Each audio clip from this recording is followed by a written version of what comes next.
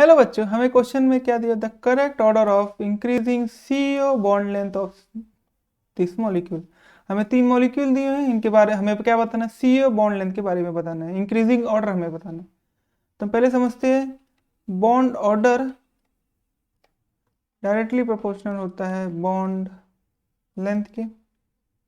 ठीक है, मतलब हुआ अगर बॉन्ड ऑर्डर किसी सिस्टम का हाई है तो उसका बॉन्ड लेंथ क्या होगा? लो।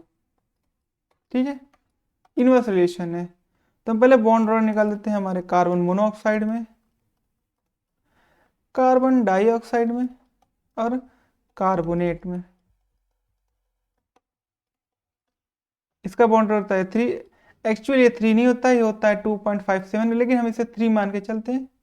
लेकिन एक्चुअल बॉन्ड ऑर्डर जो होता है कार्बन मोनोऑक्साइड का होता है 2.57। तो हम पहले बॉन्ड ऑर्डर जो दिए बॉन्ड जितने बॉन्डिंग प्रेजेंट है उसका बॉन्ड ऑर्डर लिख देते हैं। यहाँ पे 3 बॉन्ड प्रेजेंट है, 3। यहाँ पे कितने परसेंट है? तो ऑक्सीजन और कार्बन के बीच में यहाँ पे 2, तो ये 2 है। यहाँ पे कार्बन ऑक्सीजन के बीच में कितना है? 1 नहीं, यहाँ पे क्या हो रहा है? रेजोनेंस हो रहा है। तो यहाँ पे रेजोनेंस की वजह से बॉन्ड ऑर्डर चेंज होगा। तो बॉन्ड ऑर्डर होता है 4/3 मीन्स 1.33। ये अप्रोक्सीमेट 1.33 होगा। अच्छा, अगर बॉन्ड ऑर्डर देखें तो बॉन्ड लेंथ सबसे कम किसकी होगी? सबसे कम होगी कार्बन मोनोऑक्साइड की, उसके बाद कम होगी CO2 की, उसके बाद होगी CO32-।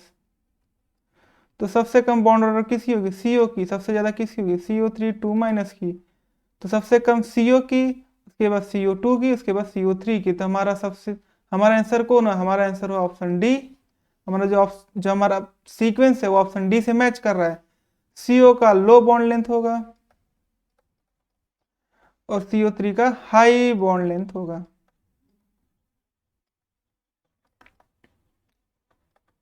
क्यों? क्योंकि हमारा बॉन्ड ऑर्डर CO32- का सबसे कम है कंपेयर टू CO के। तो हमारा जो सीक्वेंस आएगा CO का सबसे कम, देन CO2, देन CO32-। तो हमारा ऑप्शन हो जाएगा ऑप्शन डी। हमारा आंसर हो जाएगा option D. I hope you understood very well. Thank you and best of luck.